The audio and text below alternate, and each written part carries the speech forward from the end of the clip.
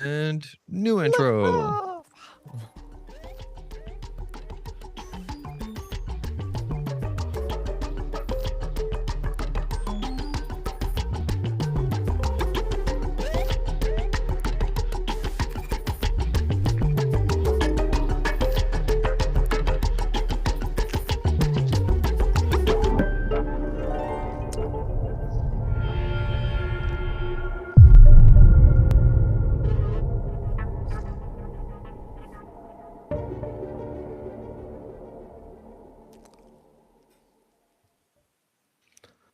All right. Here we go. So, hello and thank you for listening to Guidance in Recovery. I'm Keegan, and every week I speak with guests to honestly explore recovery, sobriety, the struggles that come with it, and find things that help us in our recovery journeys. Tonight, we're welcoming back a truly extraordinary soul who bridges the gap between hard science and deep spiritual healing.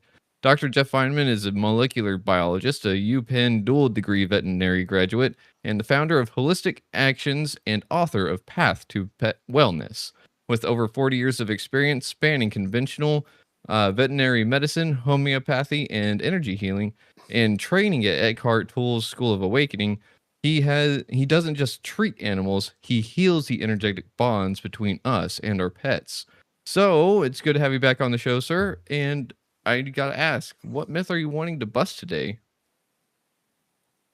Oh, I want to bust the myth that symptoms are something that we need to fight. That is Mm, bad, that they're bad. okay. So And we'll unpack that hopefully in the next hour. yeah, for sure. So symptoms are not necessarily, I mean, we touched on them quite a bit last time, but I mean, that is kind of the thing. A lot of us, whenever we're growing up, we think that like symptoms are the thing that we need to battle and contend with, whenever really it's just telling us that there's something deeper, right? Exactly. And what I don't remember that we spoke about, maybe we did, was the opposite of that, Hmm. which is the path to pet wellness that we'll discuss later on. And it is that path to deeper healing that we're Mm, looking for. You know, okay. So what got you on this whole path of trying to well, not fight symptoms, but fight how we look at symptoms? honestly, I never once thought of it that way as a way to change the way that we're thinking because it's really not a change. It's just looking at the reality of the situation. What is a symptom? You know, I'm a scientist at heart. That was my first training. A molecular biologist, so I looked at all the very small stuff.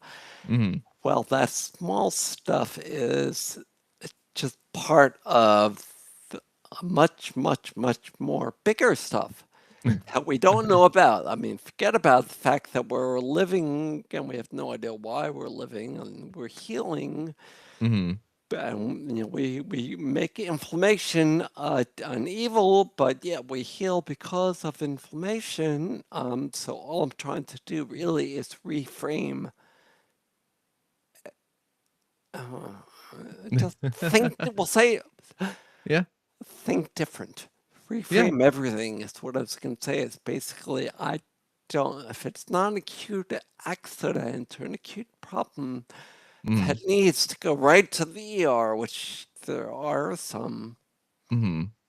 then it almost certainly needs reframing everything from are vaccines good to how do I, what about fleas? How do I kill this? Or what do I do after an antibiotic or all that? Okay. Interesting. So, I mean, I do gotta ask real quick about the fleas though, because I mean, I've had my share of like a flea story and bug bombs and poisoning myself. That wasn't fun. So, what exactly do fleas kind of represent on a deeper level? Well, I would take it back one step, and that is what do fleas, all parasites, all bacteria, viruses, all that, they Mhm. represent fleas, bacteria, germs, pollens, things that are outside of our body. Mm-hmm. Because they're outside of our body, our immune systems recognize them and fight off the infections. We don't die from staph or strep or anything like that every day, even though it's covering our body, these Mm-hmm. bacteria. So when we reframe it that way, then the fleas become secondary. Mm. So in other words, the fleas are not the problem. We don't fight. We don't need to get rid of the fleas. We need to optimize the balance of the individual, because when that balance is optimized, that individual pet becomes less likely to get fleas, even Hmm. if they're exposed. So Oh I'll wow. give you an example from the book. Okay. Two dogs go into a kennel. Uh-huh. They both have their kennel cough shots. Mm-hmm. They both get exposed to kennel cough. Mm. One gets sick, one doesn't. Mm-hmm. Difference is the area that we're playing in. The reason that the dog doesn't get sick is because they're not susceptible to the kennel cough. Or so you want to make a dog or a cat or any living being to be in as good a balance as they can be in, and therefore they'll be less likely to get fleas or infections or get affected by toxins or vaccines or bad food and all that. Mm-hmm. Okay. So it's kind of like the environment of which we reside that really has the bigger impact on the inside. Oh, it's partially the environment in which we reside, but it is much, much more, because bigger piece is the connection that we have with all of life, with each Okay. other, with ourselves, with our animals, with spirit, with and that we know from psychology research and positive psychology, that positive mindset where you have a higher self, and again in recovery, that's certainly one of the, if not, it's not the first episode, um, but it should be, because that is what is most important. And I'm sorry, I don't mean it should be. I mean, No, you're good. I could understand if it was, Uh-huh. because that is what is the biggest domino, as I say, the biggest change maker. Mm.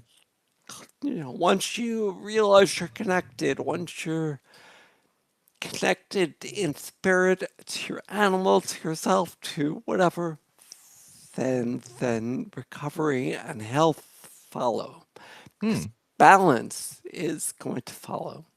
And the Okay. reason is because the smartest doctor in the world made it that way. Hmm. All we have to do is follow that smartest veterinarian and doctor in the world.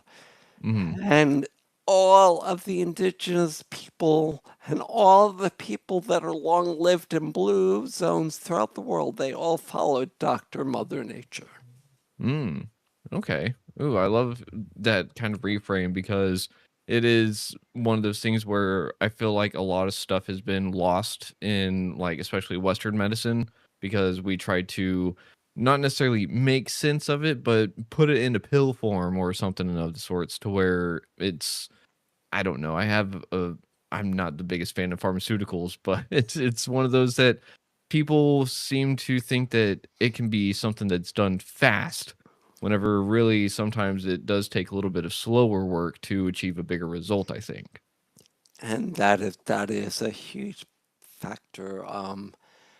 We have learned to be disconnected from the timeline of Mother Nature. Mother Nature doesn't work fast. It's not like I need to get rid of my brown leaves on my tree, quickly. So I'm gonna, do something quickly. But Uh-huh. nature takes time. And yes, tincture of time is a really, really powerful medicine. Hmm. The most powerful tincture that there is, and that is patience and perseverance. Huh. So by patience, we know what patience is, but I mean perseverance in persevering and trusting that we're on the right path and just continuing to walk along that path and not get Tuck it, sweet. Okay. So perseverance is one of those where it's like we're going to get where we're going to go so long as we have that same intention. And I think that last episode you had the saying that energy flows where intention is or something like that, right? Right, yeah, energy flows where intention, or actually, you're messing me up. Sorry, Sorry. I'm sorry, yeah.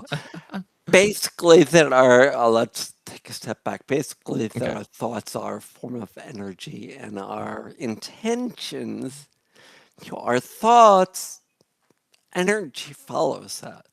Mm, So when we visualize, when we think, for example, that we're going to live longer and be happier and have great lives, the odds are that we will. okay. And yet the opposite is also true, and maybe more true because we're more negatively biased, and that is that when our mind-made sense of self say that, like it has to myself for my entire life, that my body is attacking itself and is sick and you're not going to live beyond 50, then yeah. But when I was able to reframe that, I was happy to hit, 16 and beyond.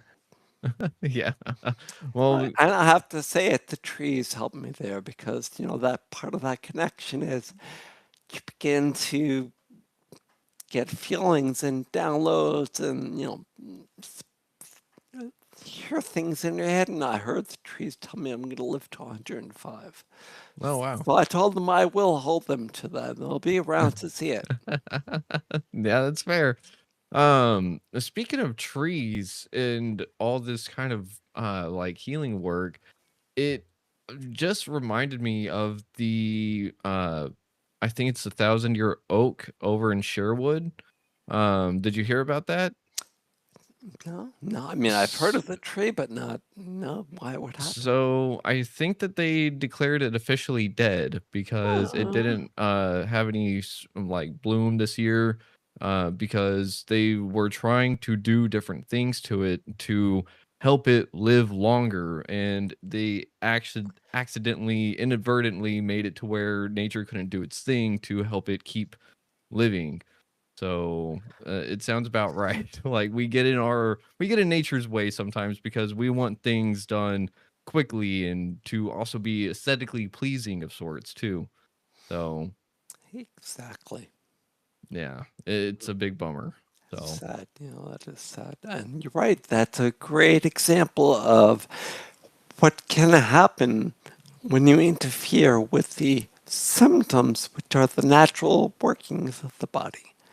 okay. But what happens is based on your susceptibility. Mhm. So the more susceptible you are, that's why some people they can take one drug or get one vaccine and they get really, really sick Mm. because they were susceptible to that. The old time homeopaths are conventional, were originally conventional MDs Mhm. that were trained in the framework of Dr. Mother Nature. In naturopathy, they call her the Vis Medicatrix Naturae, which Hmm. is Latin for the voice of nature, the healing powers of nature. And yet they're always trying to follow Yeah. her prescription. And I mean, it's one of those things too where I know that last time you were mentioning like not trying to fight the symptoms, but kind of like going through and just letting it take its course, kind of like what we've mentioned now. But I got to ask, like, what was it that made you realize this about like our pets and stuff, and how that they're also mirrors for us in that regard?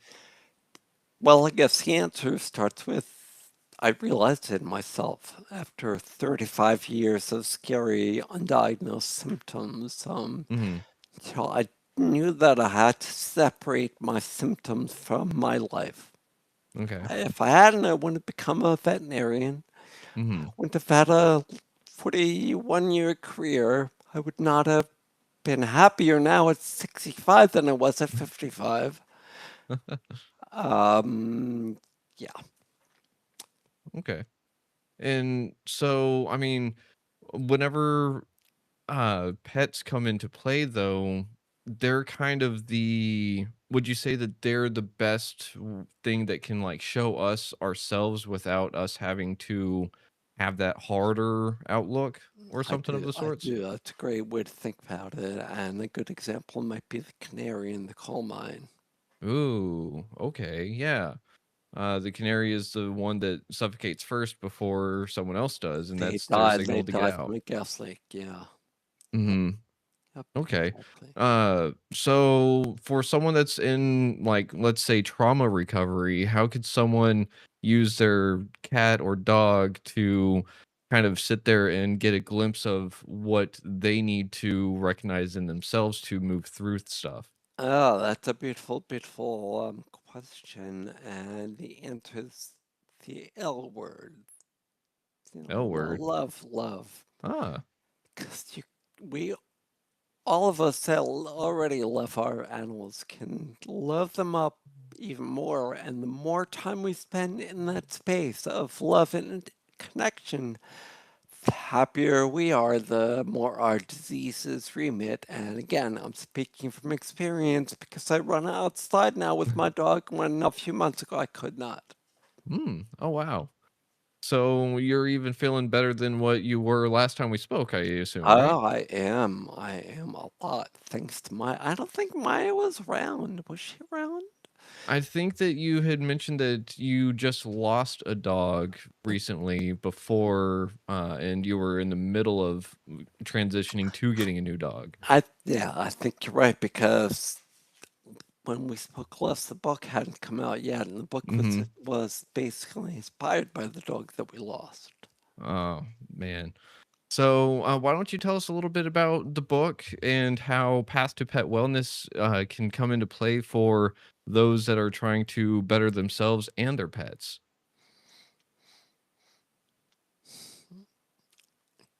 I'll answer that by doing what my wife doesn't like me to do, and that is by giving context and backstory to your question. And that Go is, for it.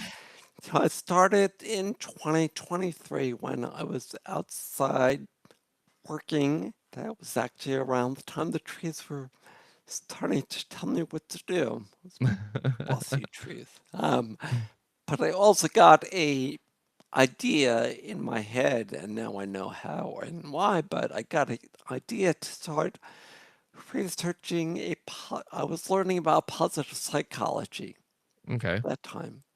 Mhm. And I've always been a mitochondria person, with the mitochondria is little powerhouses that live within every cell that power our body, power every organ in our body and our pets' bodies and all Mhm. living beings' bodies.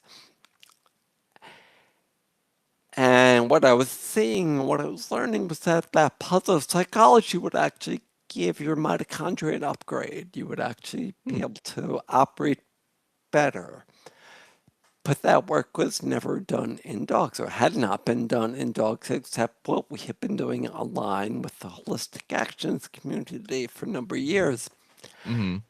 So, for some strange reason, I had the idea to record a summit of 47 worldwide experts talking about a positive and practical veterinary spirituality.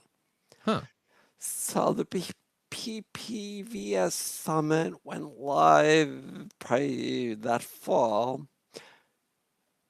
and Archie, the dog that inspired me to make that summit, Mhm. also at that point said, "Okay, I'm done here," and he began to transition, Mm. which he did over the next couple of months, and that's again what inspired the book, which was written right after that. So, what is the path? So, the path is a path of positive and practical veterinary spirituality founded in something called the conscious and compassionate communication with our animals. Huh. Because when we do that, we bond and love deeper and heal ourselves and our animals. Mm. Because, as you said, energy goes where intention flows, or energy flows, or intention goes, or Mm-hmm. whatever you want to say. Okay. Well, I mean, that's really interesting. And I mean, the only question, well, not only question, one of the questions that I have that comes to mind though is like a lot of dogs that I know of, or like the ones that you even see online, they're usually happy go lucky and super full of energy. And like, it's like they're just balls of energy and just nothing could go wrong. So you're kind of even saying that spending that extra time with them actually improves that mood even more, right? And you know what would improve it even more? Huh. Not getting in the way of their natural healing abilities. Okay. You're talking about promoting their natural healing, and yes, you're right. The more time you spend engaged, the better for you and the better for them. Mm-hmm. But I think I'd rather see you not suppress that skin symptom or ear problem rather than spend more time with your pets. Like people say to me all the time, oh, I can't, follow the path because I feed kibble, which is, we know that kibble is the lowest, vital vitality food, but it Mm. also happens to be the most common food used. And dogs are absolutely fine eating it, and Uh-huh. cats not so much in the research we can talk about. But what are we trying to do? We're trying to maximize the happiness, all the things that you just said. Where, like in the 50s, a Newfie or a Great Dane or a big dog lived to 18 on a routine basis. Mm-hmm. Well, there's a rescue, at least one rescue in California where the dogs are kept super happy outside, but they eat lowest quality kibble, Mm. or what I would consider low quality kibble. Mm-hmm. And they live to their usual ages. They've got, I guess, a few dogs there that have lived 16 to 18, and that's not unusual in that environment. And I see that all the time, actually, all over the place. I was giving a seminar a couple of years ago, and the owner of the dog gym where I was talking Uh-huh. was speaking about the work she used to do with Newfies. Newfoundlands are really big giant dogs like Great Danes. Mm-hmm. And she said back in the 50s, 16 to 18 was very common. Oh wow. Huh. And Uh then we kind of reverse engineered what changed. uh-huh. And so that goes back to the whole like how they're eating and how they're kind of being around people, I guess. For sure. And how the Huh. people are being around them. Ah. It's, are you commanding your dog to do something? Are you, reprimanding your cat for getting in the garbage again? Yeah, it's really just having the reference for them that we should have for each other, for ourselves, for all living beings. Yeah. Yeah. Okay. Here's a little bit of a side tangent of sorts, and maybe not a tangent, but a personal question of because uh there with the ex-wife and stuff, we had a litter of puppies, and I don't know, I'm like I haven't really dug too much into it because I've never heard of this kind of mix, but we believe that the mother was a Belgian shepherd and the father was a miniature schnauzer. Yeah, it was. That was one motivated dad.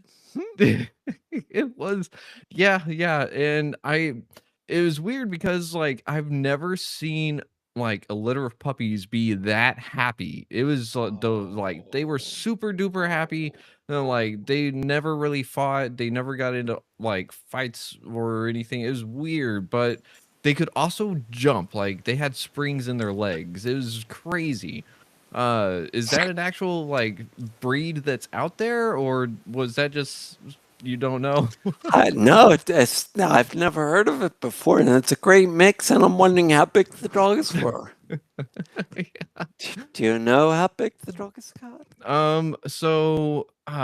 The biggest one is Beethoven, and that is actually my cousin's dog right now. And so I think he's right around 30 pounds, or so. Like Wow, wow, they wow. got So kind of like a big. miniature Belgian. Uh-huh. Wow. Yeah. Yeah, it's funny. It's interesting. I saw my first ever miniature Dutch Shepherd. Big shepherds that are working dogs, but a little 30-pound version. Yeah. Um, and so I mean, like, does the breed of dog or cat, does that have a big impact on, like, their personality and how they actually mesh with people, and how the could that also impact how they mirror each other? Uh, The breed is certainly has an effect because that reflects the genes. I mean, we have breeds because we concentrate certain genes. I mean, Mhm, the ultimate real dog is what they call a hybrid. mhm.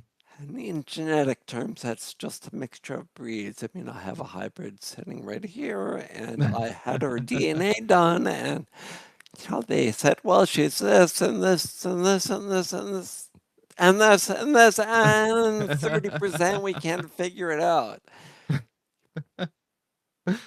But Huh. there's also a term in genetics called hybrid vigor, Hmm. which means that the more you randomize the genes, the longer you live and the healthier you are, and the more you concentrate the genes, the greater the odds are that lethal and disease, Huh. disease genes are going to get concentrated. Oh, wow. That's why certain diseases run in certain breeds. Oh, okay. That makes a lot of sense. It for some reason it almost reminds me of inbreeding with humans, but just not on the same scale. It's exactly like that. And yes, if a mother and son, or whatever, if Yeah.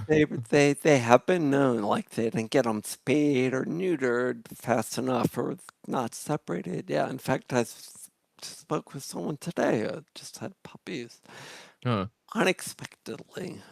Uh-oh. So, I mean, that's just one of those things that they gotta kinda be on their toes for in the future, I guess. And that's the conscious part of being a conscious and compassionate Mhm. caretaker and communicating with your animal. It's easy in this day and age of information overload and just constant busyness. It's so easy to not be Mhm. conscious. Yeah. And people like Eckhart, that's their whole gig really is getting us back in the moment, Mm. which is also where our animals are all the time. Yeah. Which is why he calls them a great gateway or portal into presence. Oh, okay.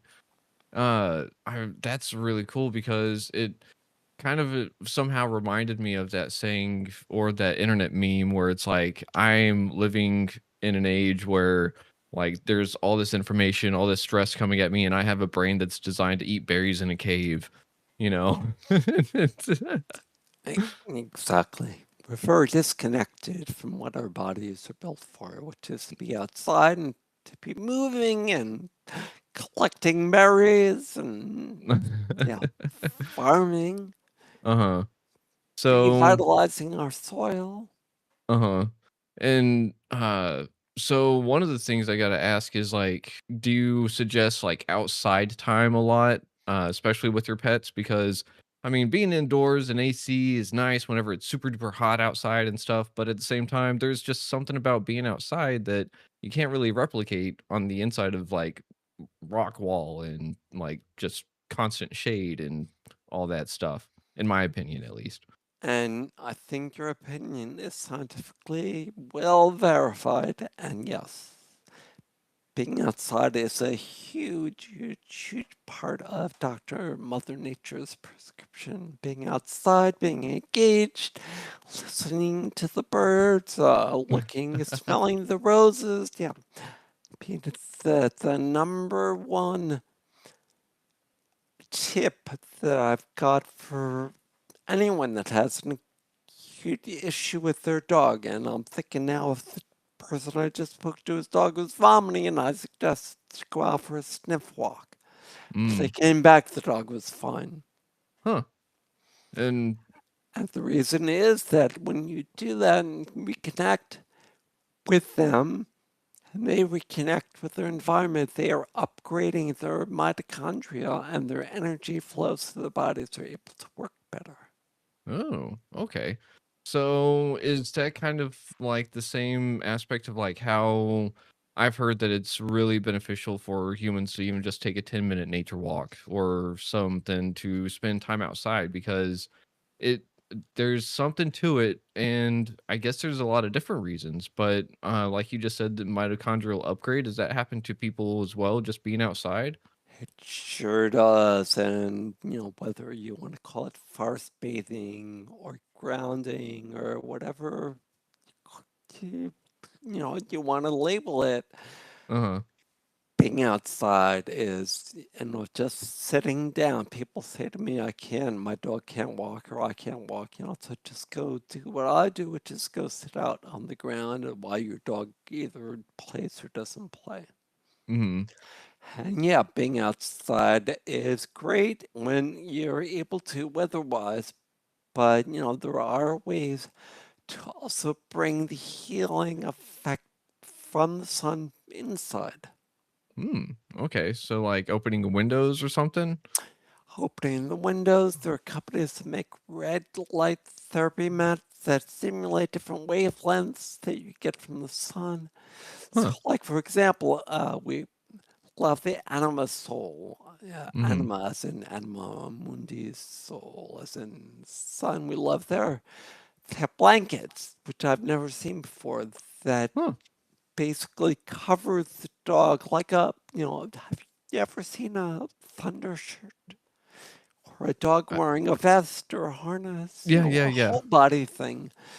Huh. Covers them all and it just treats them with all these red light wavelengths. Huh. That's really cool. But even they say, get them outside. That's by far the best you can do. Yeah. But you do a combination to try and get the best of both worlds. Okay.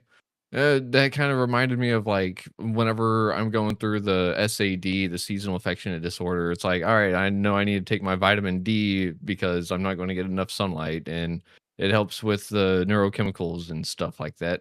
And it does help. But I do think that being outside is one of those things that just revitalizes me, and I think that that's something that's not really talked a lot about whenever it comes to like recovery of sorts because we're always looking kind of like what we were talking about at the beginning. We're looking at the symptoms. We're trying to say like, well, if I'm afraid of this or if I get triggered by this, how do I combat that? And I if I'm kind of hearing what you're saying correct is like being present, finding ways to get in the moment is the best way to kind of come back to who we're supposed to be, I guess.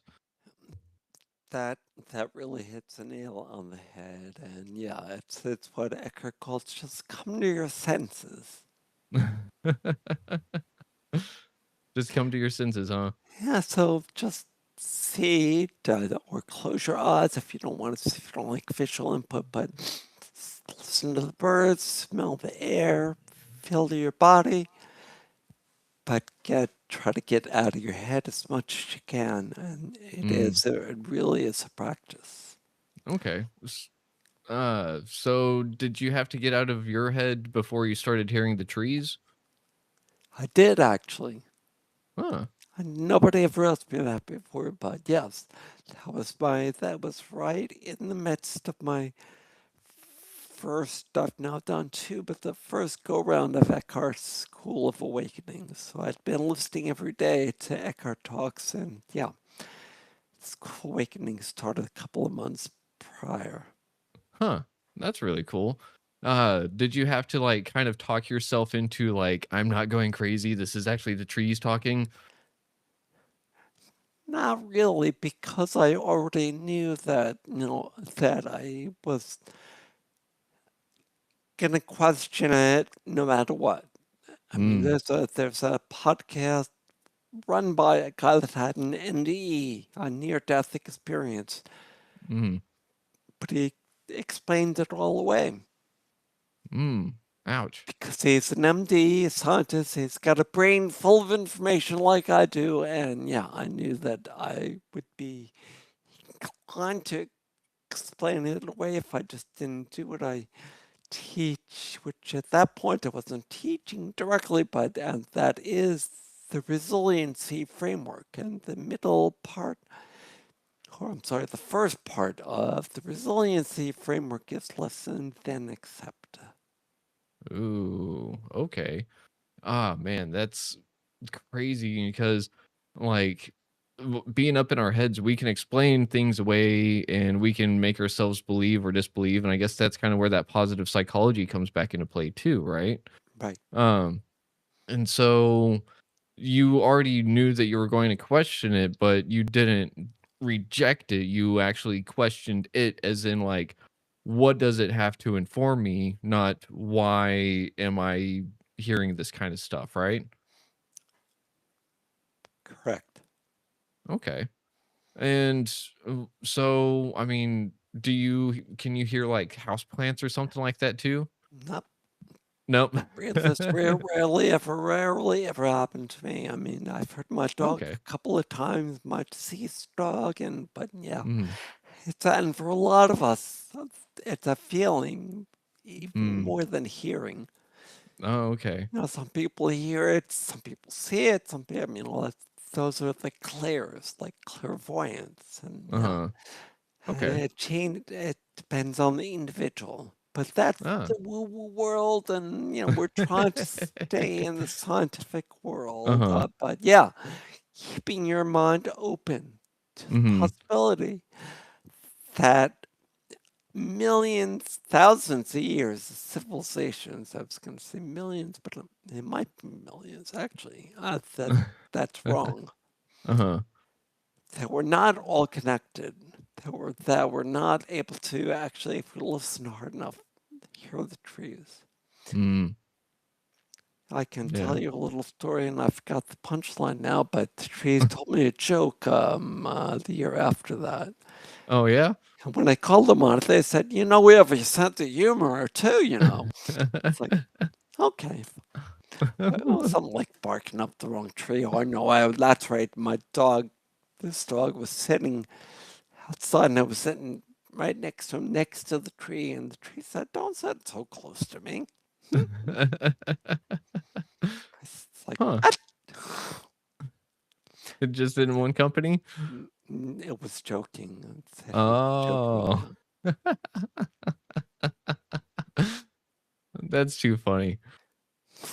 I Uh, guess it seems kind of odd to me. But, I actually wrote it in my Evernote, so it's documented in uh-huh. 23 or whatever, yeah. Huh. That kind of reminds me of the Grandma Willow in Pocahontas.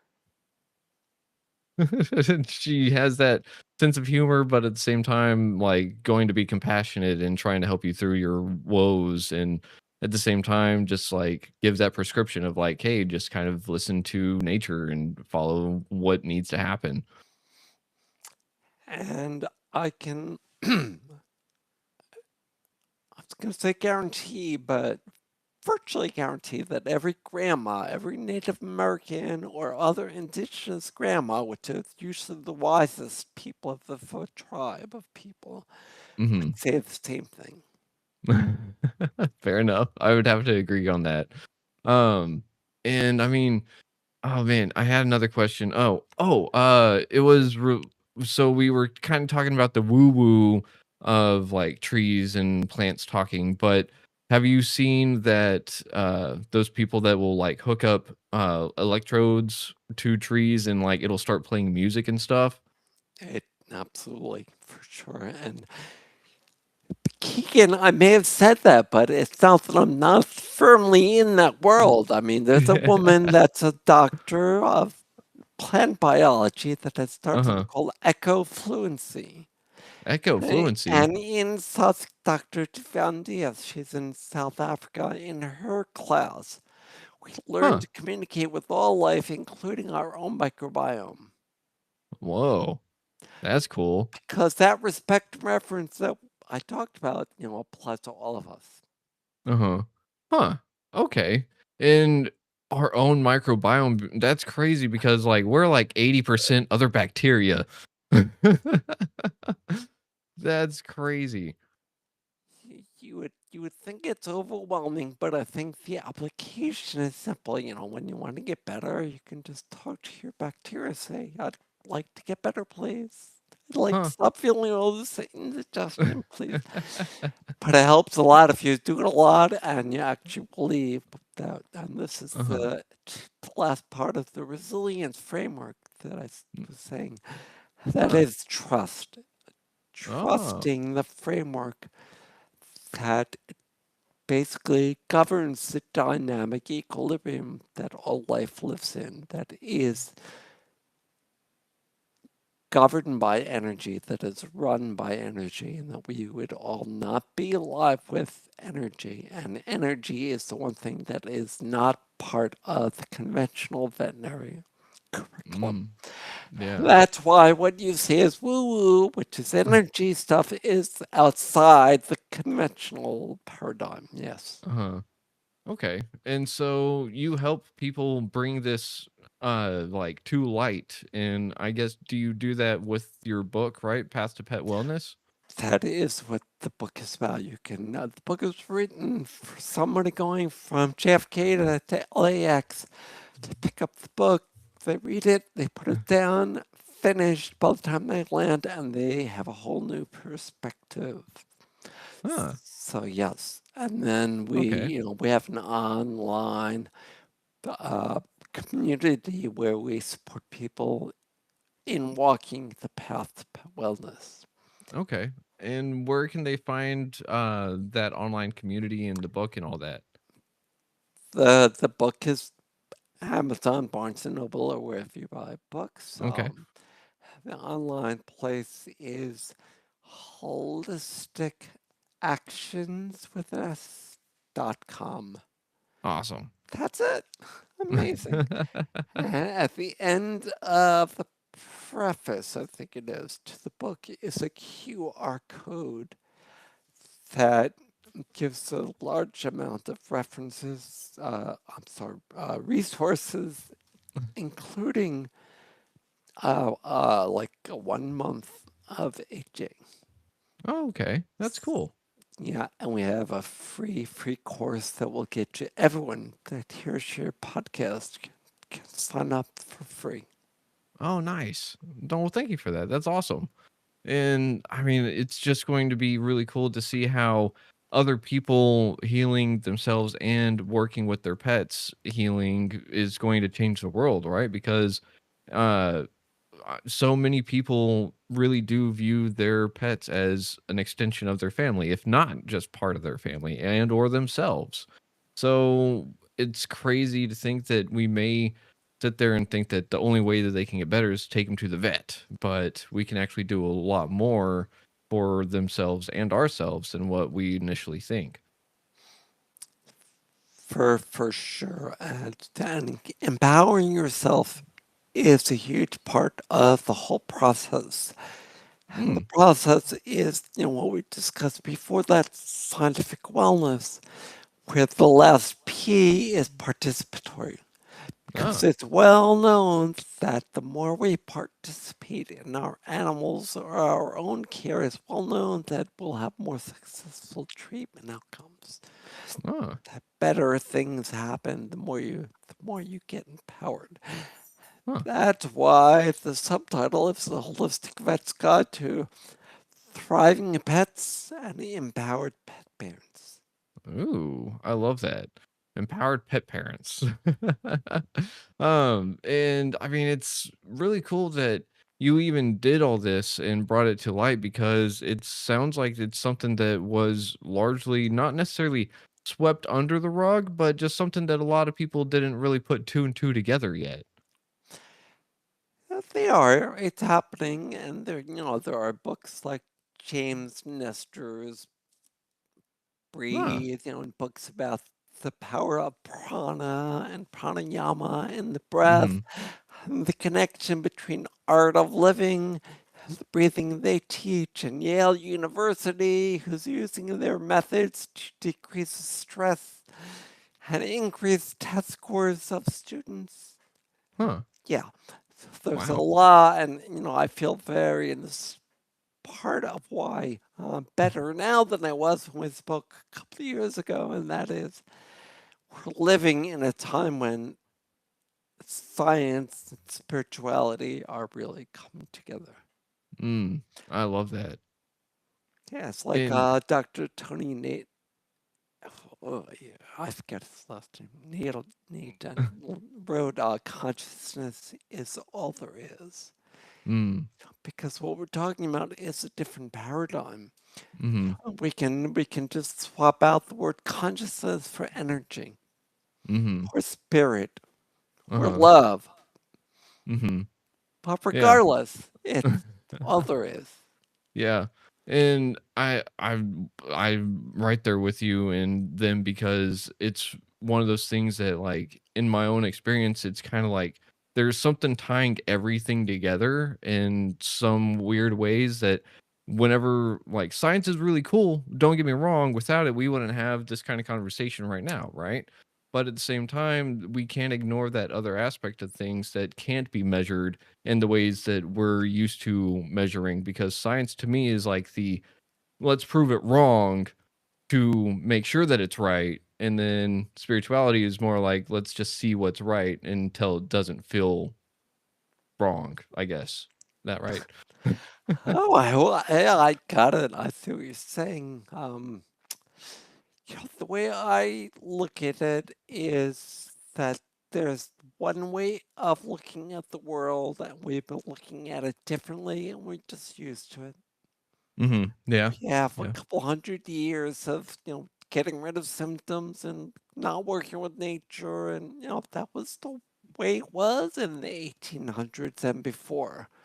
Mhm. But then we learned about how to, commercialize processes like pasteurization. Mhm. Yeah. That's a good one. Because otherwise a lot of people would drink milk and not get very well. They would actually get really sick. So Depending on their susceptibility, yes. oh, yeah. Yeah. Yes. Okay. Huh. And so, I mean, I guess that's where the survival of the fittest saying kind of comes into play. But at the same time, it's like, I guess we want everyone to be the fittest to survive. Do you Who's think that that's kind of who's right? we? Who's we? I mean, just it's, I kind of like society in general almost.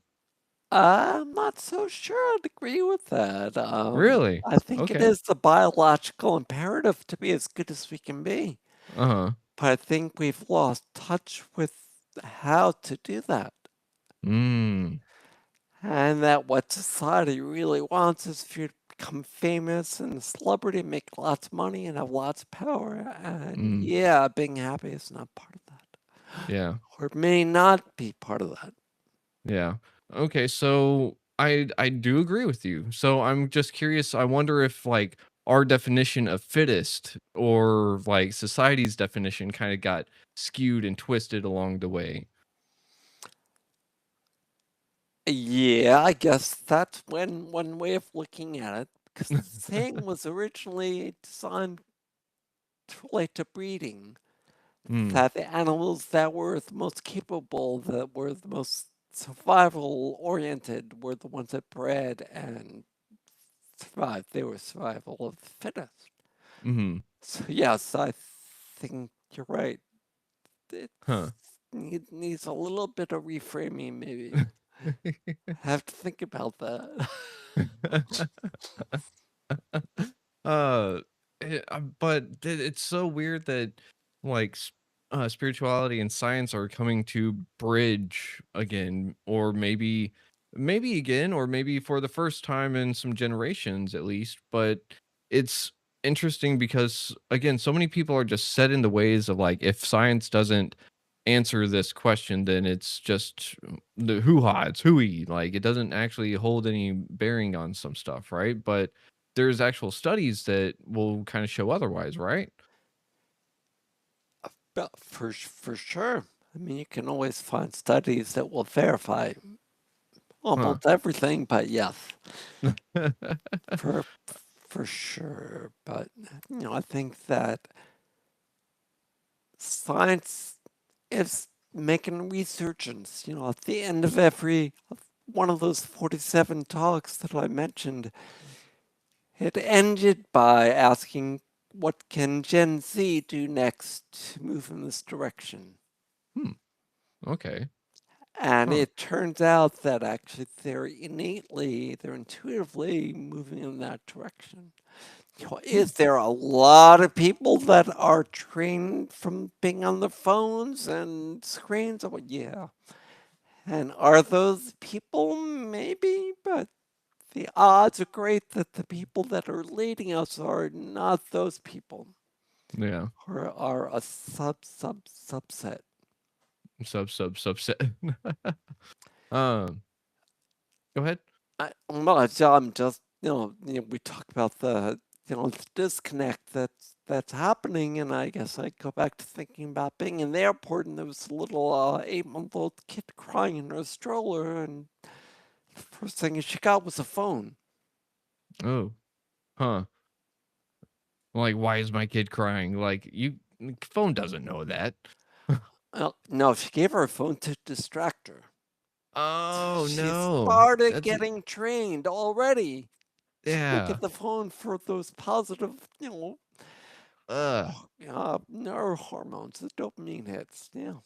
No, no, that's not good. Yeah, I've heard all about like the iPad kids or whatnot at restaurants, or like people just carrying around iPads for their kids, and I'm just like, no, I can't imagine that. And like, but ugh, it's just so weird to think about.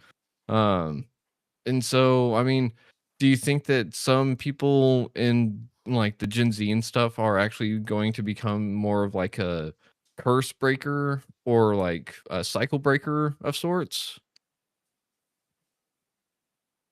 Does that make sense? It does, it does, it does. And I think my answer would have to be no. No. Okay. Because I think what's going to have to happen is Gen Z is going to have to do their dance, but we're going to have those of us that are of the other mind, which Mm-hmm. may quite the older white guys especially, are going to have to like attrition out. No. And as, the policies of this world change in favor of conservation and all the things that Gen Z really cares about. I mean, I must know a dozen kids that have gone into the conservation or animal preservation regrowth fields. Hmm.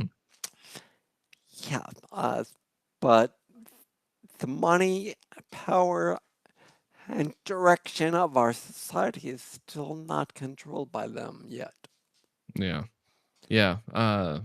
It reminds me of, I forget who I was speaking with. Oh, I think it was maybe Saria James, and she was talking about how like there's progression in fields whenever the older generation dies off. It's like, oh yeah, that's true, because it's like, oh, if we're too stuck in our ways by the people running everything, then there won't be change. So, huh. And that this directly relates to being trauma informed when you're, Mm, in therapy or recovery, and that is because the older you are, the deeper your grooves, and the harder it is to get out of the place where you are at. And mm, yeah, and just like when trauma bonds with our energetic bodies, we need to get out of the way. Yeah. Let nature take over. We need to Okay. go with the flow. Yeah. Go with the flow, or as Mel says, just let it, just let them, or Mm. just say yes. Yeah. And I mean, that's really cool because something that you said in there reminded me of one thing that I had a mentor tell me about, and it was the meaning of a rut, RUT, and it was actually resisting the urge to transform. And Oh, I yeah, love it. Ooh, can yeah. I borrow that? I'll have to like give you approbation. I'll give you credit for. You'll have to give credit to I wish I wasn't so bad with names, but That's what I was gonna give it to you. If you remember, let me know. will do. But uh it's kind of like if we sit there and dig our moats or whatever, then if nature's coming along and trying to move us towards a new direction or new something, we're just a lot of us try to dig that moat even wider and be like, no, just stay in this hole. And And we can't do that. that's our comfort zone because we like where we are. And as that card says, you don't awaken in your comfort zone. Mm, You awaken when you suffer, when you see what's going on around you, when you are more conscious. mm. Okay. That's really good spot to kind of lead on because it is that nothing really grows in the comfort zone, right? Paul's like going to the gym. That was genesis of the resilience framework. You Mm, go to the gym if you don't push yourself, if you don't grow, your muscles don't grow. yeah. When I used to go to the gym, my favorite exercise was the lat pull downs. Mm, Lats as in latissimus dorsi. uh-huh. But now for me, lat is listen, accept, and trust. Ooh. So I guess Huh. you build resilience in both ways. Your muscles get more resilient, your heart gets more resilient, Uh-huh. and your soul. Ooh. Yeah. And I think a lot of us we just kind of replace the soul with the phone nowadays. So that sucks. We are getting near the end of this episode, unfortunately, but do you think that we could see you on in the future to dig even deeper if we can? Anytime, my friend, I'm very, very grateful that you would even ask. So, yes, Oh, of awesome. course. Yeah, I love our conversations, and I feel like there's a lot more to dig like around or figure out with pets and how they can really just be something that guides people into their better selves, as well as vice versa, And oh, go ahead. No, an alarm just went off. Oh, But no. I was going to interject that the original title was relating to that actually, and Ah. the publisher said, people don't want to read more about becoming conscious or awake or any of that, which I disagree with. I think there's a huge demand Mhm. for becoming happier, having a better quality of life, becoming more conscious, more connected. Mhm. And that's why we're building a community based on that. Yeah. Yep. I completely agree. I think people are starting to get burnt out from this lifestyle of wake up, go to work, go home, go to sleep, wake up, go to work, go home, go to sleep. And I have to say that burnout really sucks. And maybe our dogs and cats can teach us how to get out of it by sitting there and getting present in the moment. So That's a great way to wind down your episode if you're winding down, that is. yeah. Do you got anything you want to leave the audience with for this evening? Well,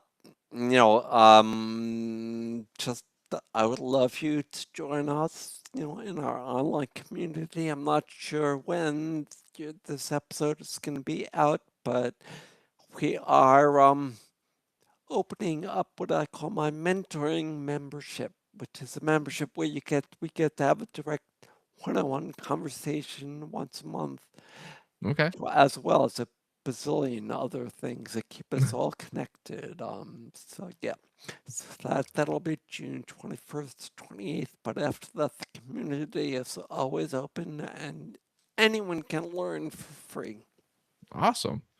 Well, thank you for putting that out there. And I look forward to joining it and trying to do everything that I can to promote it as well, because I think it would be an amazing space for people to go and learn more about, well, just anything that helps them just get better.